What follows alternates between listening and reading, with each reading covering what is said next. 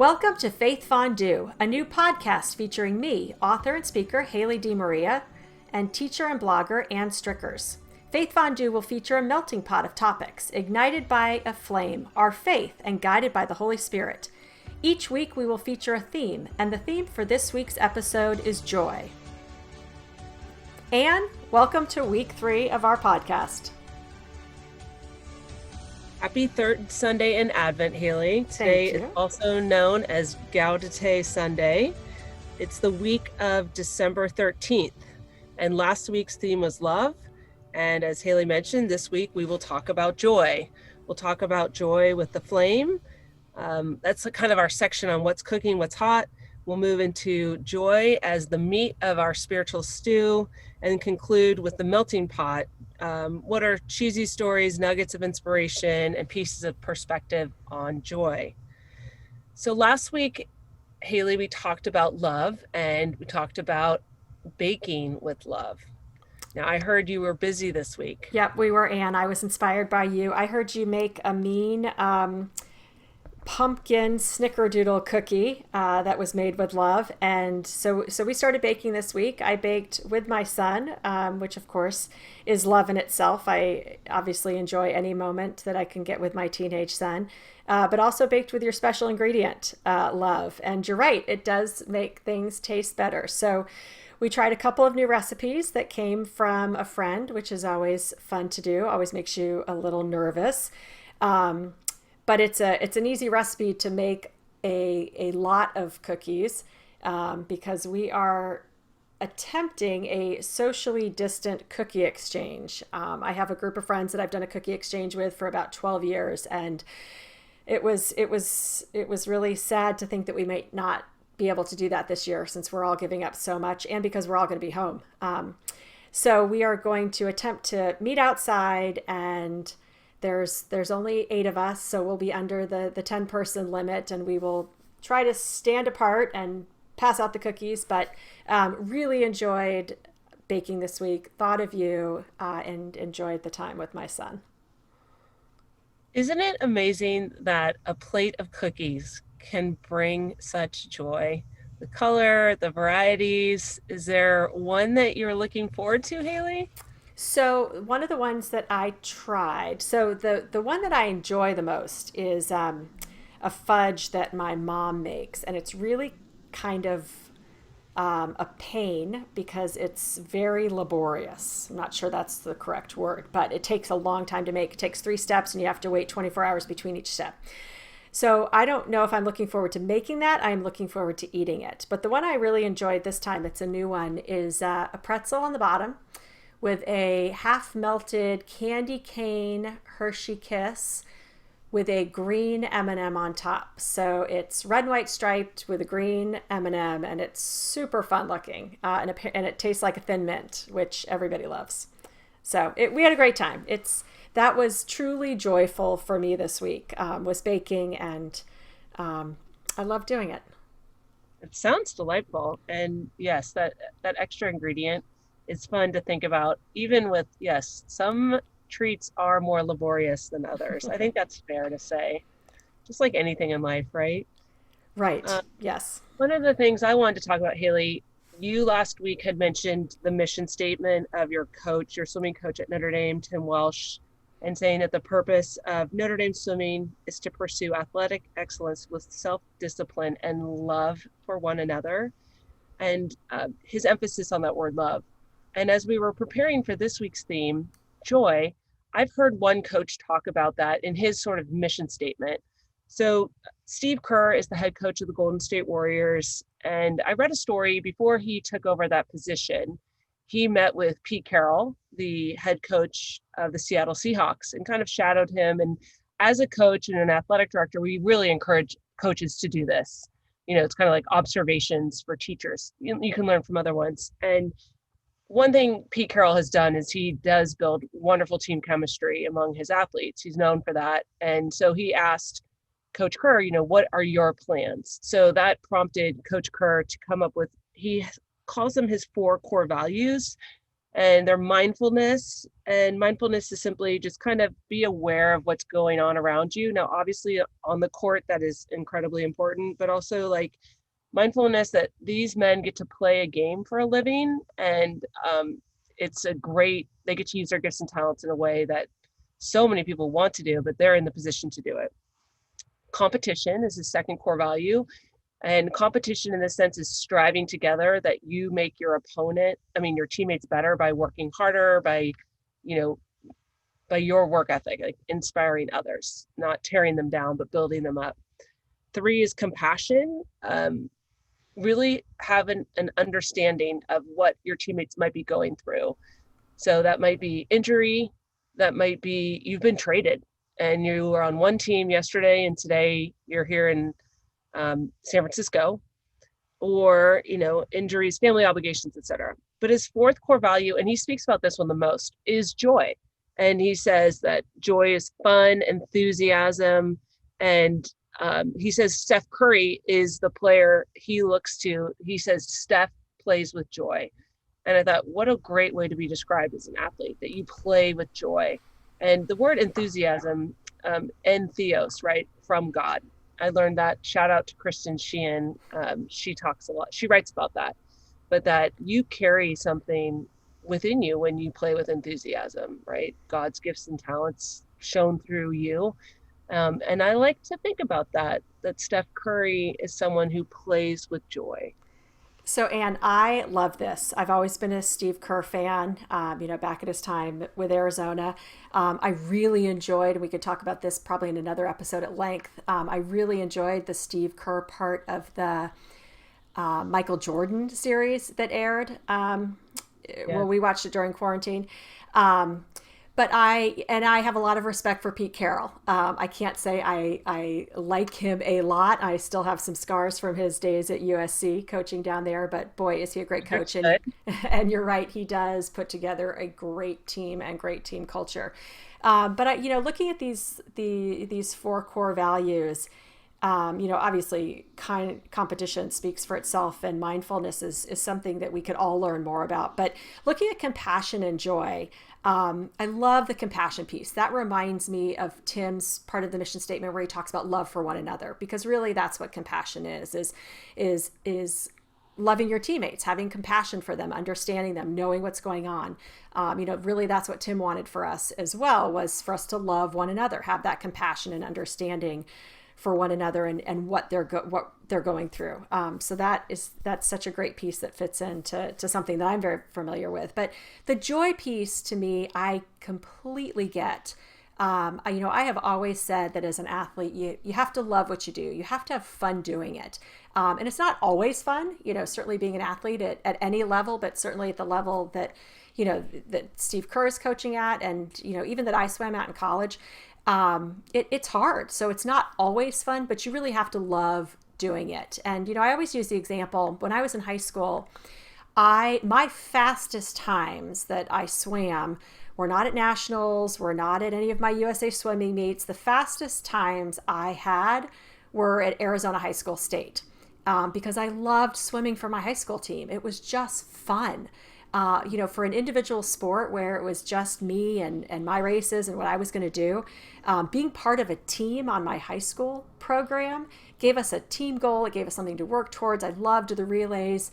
My efforts really meant something. So my fastest times were always at Arizona High School State, which is a pretty fast meet anyway. But I really believe it was because I was having fun. And that was a really fun time. So I get it. The joy and that enthusiasm really makes a difference, not only for athletes, but really for anybody. If you don't love what you do, it's going to be hard to give it that enthusiasm and passion that it deserves to do it well. As a coach of an individual sport, as a girls golf coach, Haley, I love hearing that. And yeah, you do hope in those moments that you can play for yourself. Of course, you want, you have to be driven in swimming, in golf, in tennis, cross country, track. But when you shift kind of the purpose, like you were saying here, you're representing Xavier, you're representing something so much larger than you.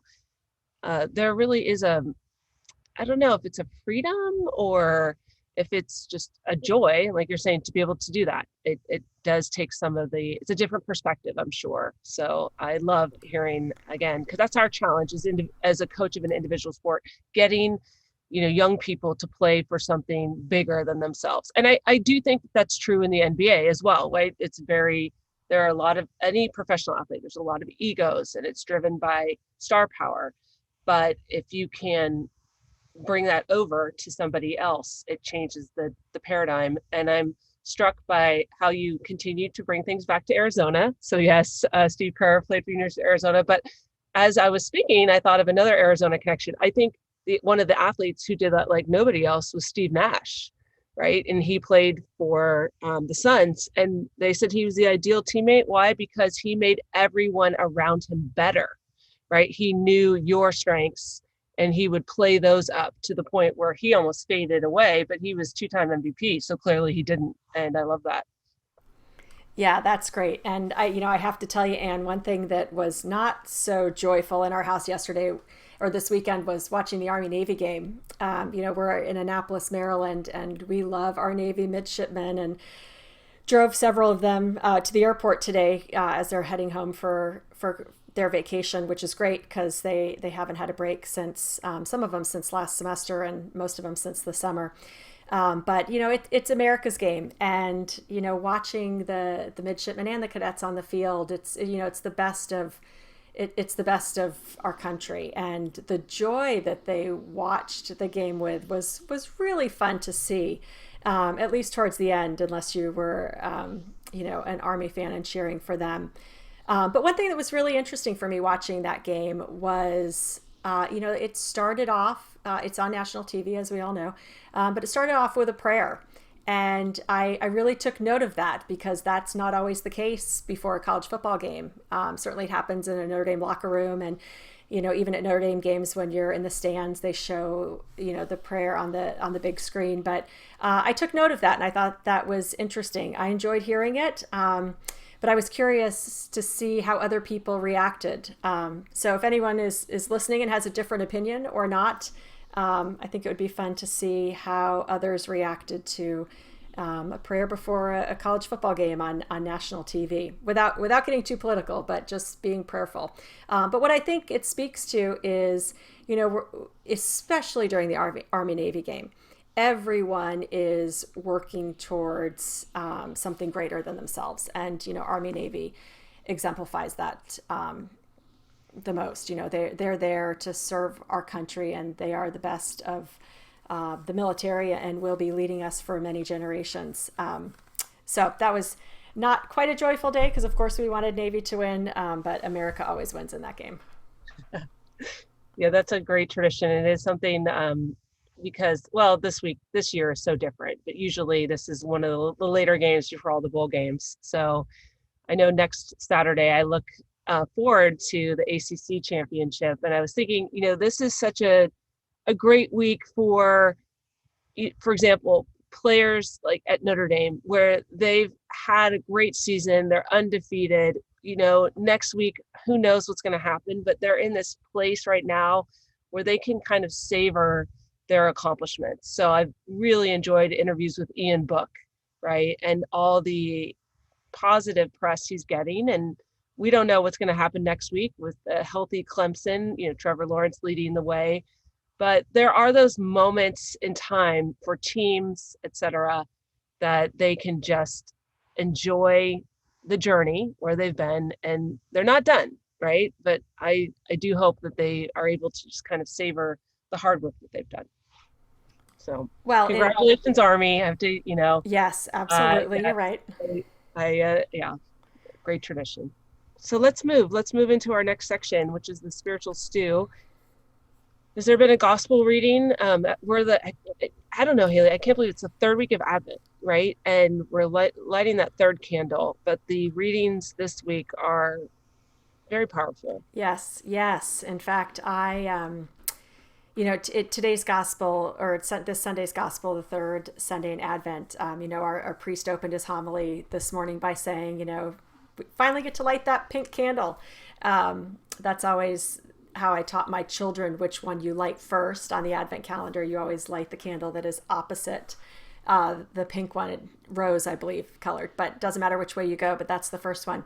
So for me, the Sunday's gospel, Luke 1:26-38, includes the words that are the inspiration for the Hail Mary. In the gospel, it reads, Hail, full of grace, the Lord is with you. And for me, the Hail Mary has been such a personal prayer because, not growing up Catholic, but going to a Catholic high school, that was the prayer that we said before every swim meet. Mm. And it was really the first Catholic prayer that I really learned. And I wanted to fit in with my teammates, most of whom were Catholic. And so I really listened to the words because I wanted to learn them. Wow. And I find myself still doing that, saying the Hail Mary, very intentionally each word. So often, and my family certainly falls victim to this. When we're saying prayer, before dinner, and I feel like we're just sort of reciting words and just saying them, and sometimes too quickly and blowing through that. But the Hail Mary, I have always loved and appreciated, one, because it was that first Catholic prayer that I learned, and two, because I've always really listened to the words, and so they always jump out at me when I hear them in the gospel. And I love the words, Hail, full of grace, because boy, grace is such a beautiful word that I would just love to have someone describe me as a graceful person. I'm not sure that will happen, but just that sense of being full of grace is amazing. And then the Lord is with you. The Lord is with you, like He's with you. Those words are amazing. And so I always say those and hear them very intentionally. And then, even the alternate gospel reading that you could have today, Luke 1:39-47, most blessed are you among women, and blessed is the fruit of your womb. And when I say or hear those words, I always think of Mary, and then I always have this vision of all these women around Mary. And that's just the image that I always have. So I loved this gospel. I love hearing the words from the Hail Mary. It's just a really meaningful prayer for me because it was really the first one that I learned. And I think that's always kind of something special to us. That's beautiful, Haley. We were talking about enthusiasm, and in a podcast, I can see you, but our listeners only hear you. But I think regardless if it's seeing or hearing you, we can hear and see your enthusiasm. I can see it on the screen as you were sharing what that prayer meant to you. So thank you for that. I do refer to the Hail Mary as kind of my go-to prayer. I've thought about this when in moments in my life where I'm in trouble, or, I had a cardiac event in my life, and that is the prayer that I say. And I've thought about, why do I say that? And that's about relationship, right? It's like a mother, right? I'm reaching out to Our Lady, our mother. And when we are in need, when we are scared, when we have fear, but also, right, in glory or in great moments, what is our prayer? And for me, yes, that has been the Hail Mary, because I value your perspective on this as a Catholic prayer, because Catholics do have a special love and devotion to Our Lady.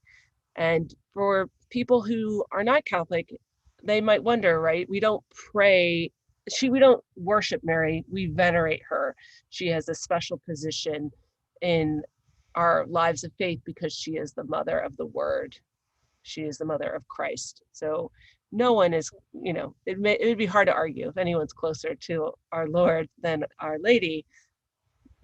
So that's a valuable perspective. Thank you. Yeah, and what a great distinction. I love that, and I'll have to remember that and use that. We don't worship her; we venerate her. That's I like that. I'll have to make note of that. And distinctions are important. I talked a little bit about that to my niece today. Actually, my niece's name is Grace. So when you were talking about that, I think it's such a beautiful name too, not only a word. And she asked me to be her confirmation sponsor. And one of the things she has to choose is a patron saint. And so it came to me after our phone call, but I thought, well, Grace ought to choose, and it's her choice. I started talking about Mother Teresa, Saint Teresa of Calcutta, but I thought she should go for Our Lady, for Mary, Saint Mary, right? She is the greatest of all women, and this prayer really lauds her for her fiat, for her yes, for our Lord. And so, we can all use maybe a little more Mary in our lives in this way. Not the Mary Martha that we talked about in episode 1, but this willingness to magnify the Lord. Yes, and to be filled with grace. Amen. The spiritual reading that I have thought about this week in terms of joy is something I've used in class, and it's papal writing. So Pope Paul VI in 1975, he wrote Gaudete in Domino, which is joy in the world, right? And that's what we're thinking of, Gaudete Sunday, but in our world. And these are times where we really need joy. And I joked, with my students, a lot of times when they encounter like a papal writing, it's about a challenging topic in our world. So for example, care for the environment, right? Our environment has been compromised, or the suffering or the challenge to human life on so many different levels. But this one was just on the topic of joy, and he felt that there was a need to teach people about joy, and that there are simple ways that every human being could experience joy, and that our God, who is a loving God, has put joy quite literally in our path. So this papal writing, though maybe formal, there was a breakdown that I used with students, and it pointed to just a couple of ways, like the joy and existence of life itself, that we are here, the joy of sanctified love, the peaceful joy of nature and silence, the joy that comes from like hard work, knowing you've done a job well, the joy and satisfaction of service or of sharing, and also the demanding joy of sacrifice. So being a Christian means that we will encounter joy in these simple ways, and we ought to pay attention to it. And I love that. And, it reminds me of something that I saw you posted this week. One thing I had read in reading about joy was a question that Pope Benedict the 16 posed back in 2007, which is joy still possible during a time of suffering? And, this is a real time of suffering for some people and a struggle. And I know you had some challenges this week as well, and yet what I saw on your social media were some really joyful posts. And I thought, yes, you can find joy during a time of suffering, and Anne has done that. So tell us about that a little bit, if you don't mind. Sure. Well, sometimes, Haley, these encounters are just happy accidents, but I did share them. One question I've had in related to what you're saying about Pope Benedict is, I'm concerned for young people. Like, what are they doing that's fun for them or bringing them joy? So I live in a city that's shelter in place. We are very restricted in terms of what we can do. And one day I was just really struggling. A friend of mine is going through some hard times, and I decided, I live near Ocean Beach, and I had to drop something off. So I thought, I'm going to go walking along the beach. Now, the weather here in San Francisco has been unbelievable.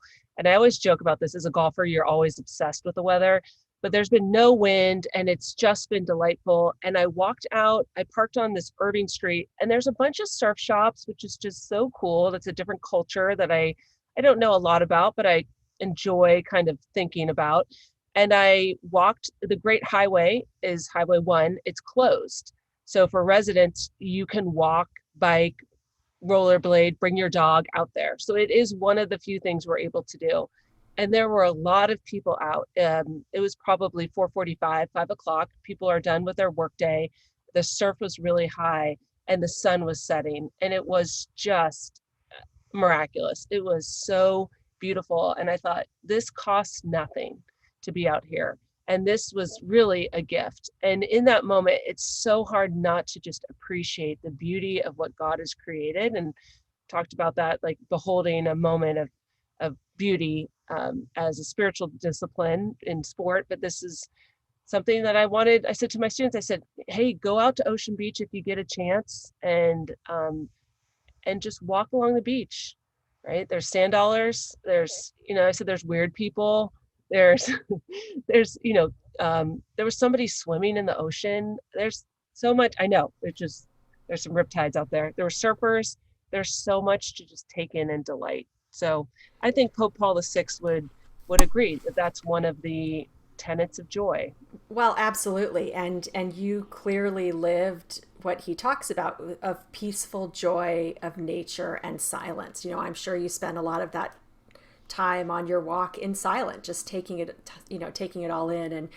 And what a gift, you have to be able to do that. I don't know if a lot of I think there are some people who are unable to do that. And I think that's our hope for everyone, is to find that inner joy. There's a difference between joy and happiness. Happiness, and sadness or feelings, they come and go. And I view joy more like grace. Joy is a state of being. Joy, we can be a joyful person that chooses to see the joy in life and also have moments of sadness.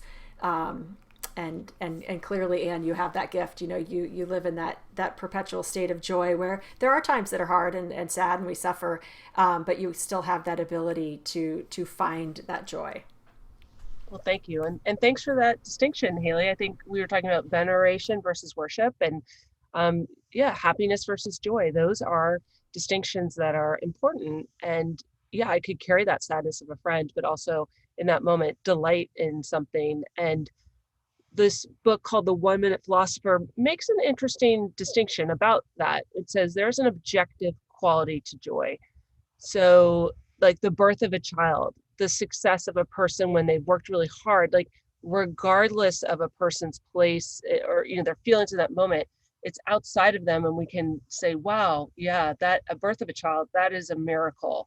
Or good for him or her, they've worked hard and they achieved what they hoped. So joy is something for us, I think, to all think a little bit more about and pass on. So, Anne, moving on to the melting pot, because I know you have a great story here that I loved hearing, and I look forward to hearing it again. You know, tell us your takeaway. Tell us, share with us a pretty powerful story of finding joy in life. So, listeners will, if you haven't picked up on this before, but one of my favorite things is a great story. I love good stories. They nourish me, and I hope to pass them on, and I hope you'll pass them on to me. And I think, Haley, that's a big part of where our friendship began, because your story is just so powerful. And it's not a short story, it's an ongoing story, but it's a powerful story. And one of my favorite writers is Jim Martin, Father Jim Martin. He's a Jesuit priest, and he wrote a book a couple years ago. And I think he's right. He said there was a real need for joy and laughter in the Catholic Church. Talk about hard times with the sex abuse crisis and leadership. Yes, whoa, very difficult. The faithful in the church, right? Where are we finding joy? And remotely can we find laughter? So he wrote this book called Between Heaven and Mirth: Why Joy, Humor, and Laughter Are at the Heart of the Spiritual Life, and speaks to the need for that. And from that book, he went on a book tour, and it became kind of like a three-man show of people who speak and write about joy. So Jim Martin, Timothy Cardinal Dolan, the leader, religious leader in New York, the Cardinal of New York City, and Stephen Colbert, right? And people know Stephen Colbert from late night television, but this was such an incredible story. So people probably know Stephen Colbert is a devout and he's faithful Catholic, and he's spoken about that. But what I didn't know is he's the youngest of 11 children. And he was raised by Catholic parents. And at the age of 10, his father and two brothers died in a plane crash. And Colbert tells the story of riding in a limousine to the funeral. And one of his sisters made his other sister laugh so unbelievably hard, she fell off the seat in the limo. And he vowed from that point on that he wanted to do that for a living, to make people laugh. So quite literally, Stephen Colbert's goal in life is to bring joy, right, through laughter, which is such a great way, if you have that gift, right, to be able to do that. What a great story. So I've thought a lot about the power of humor and joy even to your point, like of Benedict's question, in the height of suffering, is it possible? Right. That's exactly what I thought of was Benedict's quote and or question. And, in his darkest days, his darkest moment of his life, found that joy, that grace that he received from God through his sister and their laughter, really changed the course of his life. And he did find that joy. So I think that is such a great takeaway as, we go through this third week of Advent, and we try during a time that can be really challenging. Many of us are looking at holidays that look different and maybe not seeing those that we would normally see, whether it's loved ones, family, friends. Maybe, may or may not be having my cookie exchange that I've been hoping to have and have had for many years. But, to find that joy every day and to be a joyful person, to receive that gift of God's grace. Of course, next week is gifts. That's always a fun one to talk about. The fourth Sunday in Advent, the gifts. But and I have to say, one of the joys of my week is thinking about what we're going to talk about on this podcast. And so, I thank you for that, sharing all of this time with you, and looking at life, you really on a daily basis through the lens of faith fondue and sharing our faith, and that has brought me joy and really keeps my focus where it should be, quite honestly. And sometimes we all sort of drift and wander, but the focus for me has been really great. So any last parting thoughts that you want to share, Anne?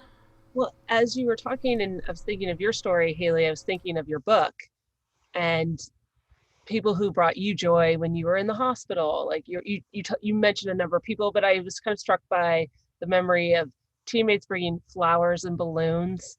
And this past week, my boss, he loves birthdays, and he brought a coworker a bunch of cupcakes and a balloon. And I just thought it was so sweet that a balloon could be something that brings joy, and connecting it back to that memory that of what you wrote about the hospital room.